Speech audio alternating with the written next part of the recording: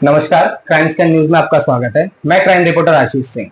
इस वक्त हम लोग मौजूद हैं सिंह भवन, जहां पर मेरे साथ मौजूद हैं श्री अवनीश तीर्थराज सिंह, जिनको वर्षाताई गायकवाड़ ने उत्तर भारतीय सेल अध्यक्ष बनाया है। तो अवनीश भैया, सबसे पहले आपका स्वागत है हमारे चैनल पे। बहुत बहुत धन्यवाद। हमारे चैनल की तरफ से आपको बहुत बहुत बधाई कि उत्तर भारतीय सेल का आपको अध्यक्ष बनाया गया। धन्यवाद धन्यवाद। तो अभी ये जो आपको पद दिया गया है, जैसे कि हम लोग पहले से जानते हैं, आप समाज में पहले ही समाज की भलाई के लिए बहुत से काम करते हैं। इस पद की नियुक्ति के बाद आपके मेन गोल क्या है? जैसे उत्तर भारतीयों में जैसा अभी मनसे के अंदर बहुत सी चीजें हो रही है, भाषा विवाद हो रहा है, उत्तर भारतीय लोग जो बहुत से अपने राइट से वंचित है, जिनको मालूम ही नहीं कि हमारे अधिकार महाराष्ट्र में क्या है, उनके लिए आपका क्या गोल है? देखिए, सबसे पहले तो जो उत्तर भारतीय समाज की बात है, तो मेरा हमेशा से मानना ये रहा है कि उत्तर भारतीय समाज जो है महाराष्ट्र की धरती पे इतने दूर से आके हम लोग अपना जीवन यापन करते हैं, लेकिन महाराष्ट्र का जो कल्चर है, संस्कृत है, भाषा को अपना के और एक अपनापन यहाँ महसूस होता है, तो उस तरीके से यहाँ पे रहते हैं। कुछ लोग अपनी राजनीति चमकाने के लिए भाषा के नाम पे बांटते हैं, कुछ लोग धर्म के नाम पे बांटते हैं, कुछ लोग जात के नाम पे बांटते हैं, कुछ लोग प्रांत के नाम पे बांटते हैं और दुर्भाग्य से लोगों के इमोशंस के साथ खेलते हैं, जो बहुत ही दुर्भाग्यपूर्ण है। और मुझे नहीं लगता कि इस तरह से भाषा के नाम पे मुंबई जैसे कॉस्मोपॉलिटन शहर, जहाँ पे देश के विभिन्न कोने से लोग आते हैं और यहाँ मेहनत करते हैं महाराष्ट्र की धरती पे, और मुंबई को आगे बढ़ाने में सबका योगदान रहता है, तो इस तरह की भाषा की राजनीति बिल्कुल भी नहीं होनी चाहिए। जैसे कि हमने अवनीश भाई आज तक देखा है, आपने वसुवा कुली समाज, उत्तर भारतीय समाज, या हम बोले मुस्लिम समुदाय, या कोई भी महाराष्ट्र के अंदर जो अच्छे अच्छे त्योहार जो लोग दिल से हर्ष और उल्लास के साथ जो मनाते हैं और आपको प्यार मोहब्बत के साथ जो भी इनविटेशन देते हैं, आप हर जगह उपस्थित रहे, तो हर समुदाय के लिए आपका एक तरफा जो निर्णय कभी नहीं रहा है। तो आप हर एक समुदाय के जो साथ लेके चलते हैं, उसकी जो दिलचस्पी आती है आपके अंदर, लोगों के अंदर आपके लिए प्यार मोहब्बत इज्जत सम्मान सब कुछ है, आप समाज सेवा करते आए हैं। तो आप उत्तर भारतीय सेल को किस तरीके से लोगों के सामने पेश करें? देखिए, सबसे पहले तो हर समुदाय, हर समाज, हर वर्ग को साथ में ले जाने का मेरा हमेशा से एक निर्णय रहा है और उसमें मैं पालन भी करता रहता हूँ। और जहाँ तक उत्तर भारतीय सेल की बात है, ये सिर्फ एक जिम्मेदारी है जो कि उत्तर भारतीय समाज को मुंबई कांग्रेस से जोड़ने की प्रक्रिया की जिम्मेदारी वर्षा गायकवाड़ जी ने हमको दिया है। और अगर आप देखेंगे यहाँ पे मुंबई में उत्तर भारतीयों का एक हिस्ट्री देखेंगे, तो उत्तर भारतीय समाज हमेशा कांग्रेस के साथ मजबूती के साथ खड़ा था। किन्हीं कारणों से जो है समाज थोड़ा सा कांग्रेस से दूर हुआ है और उसी को फिर से वापस ले आने का, कांग्रेस से जोड़ने का, क्योंकि कांग्रेस पार्टी एक ऐसी पार्टी है जो उत्तर भारतीय समाज को हमेशा से ताकत दिया है और हमको ऐसे ऐसे जगहों पर स्थान दिया है जहां से समाज को ताकत मिले, लोगों का काम हो। तो जो ये जिम्मेदारी है वो सिर्फ उत्तर भारतीय समाज को कांग्रेस से जोड़ने की जिम्मेदारी है। जहां तक वर्सोवा की बात है, तो हर समुदाय, हर जात, हर बिरादरी के लोग जो है मेरे से जुड़े हैं और मैं उनको जो है अपने परिवार का हिस्सा मानता हूं और वो लोग भी अपने परिवार का मुझे हिस्सा मानते हैं। ये प्रक्रिया चलती रहेगी, लेकिन जो एक खास जिम्मेदारी है उसको मैं अपनी पूरी ताकत, लगन के साथ पूरा करने का प्रयास करूंगा। जैसा अभी हम लोग देखते हैं, आप समाज सेवा जो करते हैं, उसके अंदर अभी जो आपको उत्तर भारतीय सेल अध्यक्ष बनाया गया, बहुत से उत्तर भारतीय इस बार शायद प्रार्थना कर रहे हैं या उम्मीद लगा के बैठे हैं कि जो बीएमसी इलेक्शन होने वाले हैं उसमें आपका चेहरा सामने आएगा। देखिए, ऐसा है कि मैं वर्सोवा विधानसभा से विधानसभा का टिकट मांगा था और एक कांग्रेस का साधारण कार्यकर्ता होने के नाते हर कार्यकर्ता का एक हक बनता है और जो राजनीति में है, जिसका एक उद्देश्य है, वो उसको टिकट मांगना भी चाहिए। उसी प्रक्रिया में मैंने टिकट भी मांगा था। दुर्भाग्य से वो सीट जो है शिवसेना के कोटे में चली गई, लेकिन अच्छी बात यह है कि महाविकास आघाड़ी के कैंडिडेट अरुण खान जी यहाँ से विजयी हुए। और जहां तक नगर पालिका की चुनाव की बात है, मैं बस इतना ही कहना चाहता हूँ कि पार्टी जिस भी जिम्मेदारी को मुझे देगी, मैं अपनी पूरी ताकत और दमखम के साथ उसको निभाने का प्रयास करूंगा। लेकिन आपके लिए जो लोगों का प्यार है, सम्मान है, तो पब्लिक कहीं ना कहीं उम्मीद करती है कि जो हमारे जननायक, जिनको पब्लिक मानती है कि भाई हमारे लिए कोई भी मुसीबत हो, कोई जरूरत हो, कोई विपत्ति आपत्ति हो, अवनीश सिंह हमारे लिए हमेशा खड़े रहे, तो क्या जनता इस उम्मीद को लेकर चल सकती है कि अवनीश तीर्थराज सिंह का चेहरा बीएमसी इलेक्शन में नजर आएगा? देखिए, ये तो अगर जनता का ऐसा भाव है मेरे लिए, तो मेरा सौभाग्य की बात है। और जहां तक मैं हमेशा ये बोलता हूँ कि इंडिविजुअल कैपेसिटी में मैं दिन रात खड़ा हूँ अपने लोगों के लिए, अपने जो वर्सोवा के लोगों के लिए। और अभी जो है मुंबई की जिम्मेदारी मिला है, तो जो मेरी ताकत है, जो मेरी क्षमता है पर्सनल कैपेसिटी में, उसके लिए मैं हमेशा से हाजिर हूँ। और इलेक्टोरल पॉलिटिक्स का टारगेट एक जीवन में एक राजनीतिक कार्यकर्ता होने के नाते रहता है।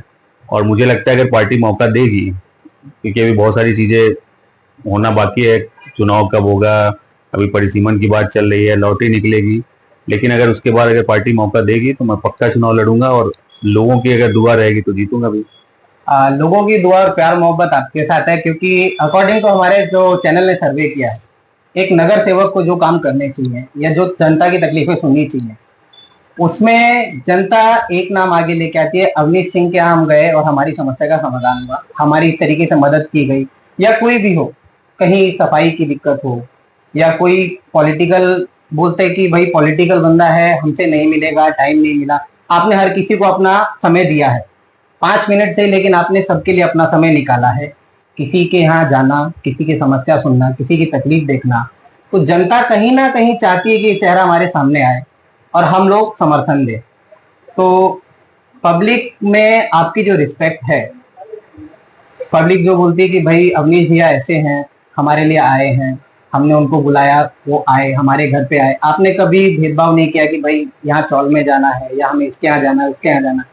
आप हमेशा हर जगह हर किसी के सम्मान के लिए गए हैं, आपने कभी किसी को कभी निराश नहीं किया। आपने वोटर आईडी बनाने के लिए कैंप लगवाए, मेडिकल कैंप्स लगवाए इसमें आपने, तो कहीं ना कहीं जनता का प्यार आपके साथ जुड़ा हुआ है। नहीं, ऑफ कोर्स जो है जनता का प्यार है। और मैं हमेशा ये मानता हूँ कि जो चुनावी राजनीति होता है उसमें जनता की एक्सपेक्टेशन बहुत होती है, अपने जो प्रतिनिधि चुनते हैं। और उम्मीद करता हूँ कि जो उनकी एक्सपेक्टेशन है, जब भी मुझे मौका मिलेगा, जिस तरीके से मौका मिलेगा, तो मैं उनको निराश नहीं करूंगा। क्योंकि दुर्भाग्य से अगर आप महानगर पालिका की बात करें तो यहाँ पे हजारों करोड़ का बजट है, मुझे लगता है 9-10 स्टेट से ज्यादा बजट बीएमसी का है। लेकिन आप ऐसे निकल जाइए कहीं भी, किसी रोड पे, किसी गली में, तो देखिए वहां पे कचरा है, पानी जमा रहता है, थोड़ी सी बारिश होती है तो पानी जमा हो जाता है और उसका निस्तारण नहीं है। क्योंकि यहाँ पे कॉर्पोरेटर्स नहीं है, पिछले 3 साल से चुनाव नहीं है, और जो कॉर्पोरेटर होता है वो जनता और एक एडमिनिस्ट्रेशन के बीच में लिंक का काम करती है, और उनके ना होने से बीएमसी सुन नहीं रही है। तो जल्द से जल्द चुनाव होना चाहिए, पहली चीज तो ये। और चुनाव में अच्छे लोगों को मौका मिले जो लोगों का काम करें। और जैसा मैंने अभी आपको बताया कि अगर पार्टी मौका देगी तो मैं चुनाव लड़ूंगा भी, और लोगों के जो आकांक्षाएं हैं, जो एक्सपेक्टेशन है मेरे से, उसको पूरा करने का प्रयास करूंगा। जैसे अभी आपने बोला कि जनता जो भी मेरे से उम्मीद करती है मैं उसको पूरा करूंगा, लेकिन कहीं ना कहीं अगर हम आपसे एक आखिरी सवाल मैं आपसे पूछना चाहता हूँ कि जैसा आप अभी उत्तर भारतीय सेल के अध्यक्ष बने हैं, कहीं ना कहीं हमारा उत्तर भारतीय समाज जो है महाराष्ट्र के अंदर आने के बाद अपने अधिकारों से या बहुत सी चीजों से वंचित हो जाता है। तो आप जो यूथ है उत्तर भारतीय है, जो यंग जनरेशन है, उनको आप कैसे अपने साथ जोड़ेंगे? देखिए, सबसे पहले इम्पोर्टेंट चीज है कि कोई भी वोटर, चाहे किसी भी समाज से हो, किसी भी धर्म से हो, किसी से जात से हो, उनको ये समझना पड़ेगा कि हमको वोट देने का अधिकार इस देश की संविधान देती है। और वोट देते समय हमको ये ध्यान में रखना चाहिए कि कौन जो है, जो उनके जो काम है, जो रिप्रेजेंटेटिव का काम होता है, अच्छे से निभा सकता है। और आज युवाओं की आपने बात किया, तो उनको वोट देते समय ये देखना चाहिए कि कौन सी पार्टी रोजगार की बात करती है, कौन सी पार्टी ऐसा है जो महंगाई कम करने की बात करती है।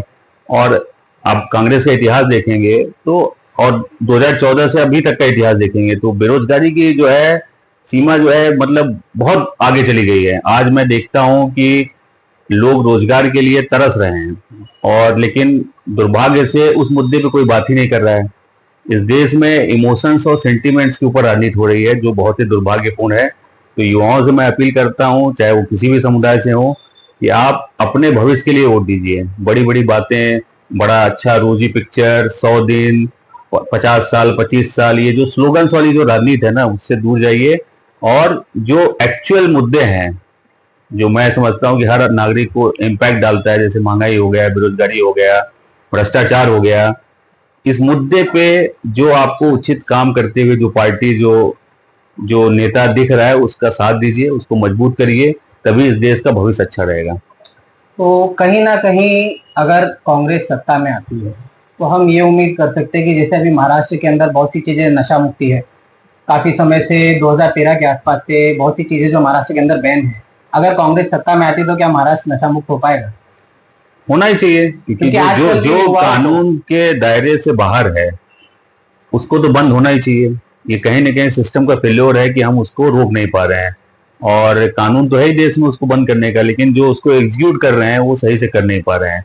तो आने वाले टाइम में नशा से मुक्ति बहुत जरूरी है, क्योंकि यूथ हमारा जो है उसमें डिरेल हो जाता है और भटक जाते हैं, और तो ये तो खत्म होना ही चाहिए। और मुझे उम्मीद नहीं है, विश्वास है कि जब कांग्रेस की सरकार जिस भी तरीके से आए, जो तीन टीयर है यहाँ पे सरकार के, उसमें किसी भी रूप में आएगी तो अच्छा काम करेगी।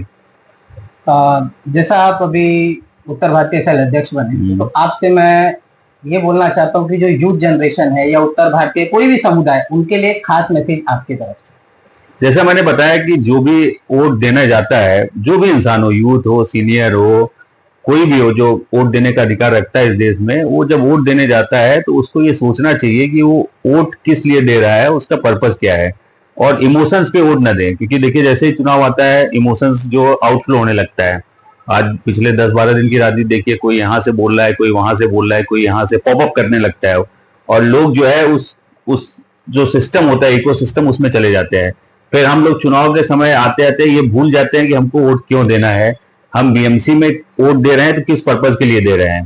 तो इमोशंस के साथ आप जो है वोट मत करिए, आप अपने दिमाग का उपयोग करिए, सदुपयोग करिए, और जो आपके मुद्दे और जनमानस के मुद्दे हैं उस पर जो पार्टी आपसे अच्छा कर सकती है, और मुझे लगता है कांग्रेस पार्टी का इतिहास देखेंगे तो उस पर सबसे खरी उतरने वाली पार्टी कांग्रेस पार्टी है।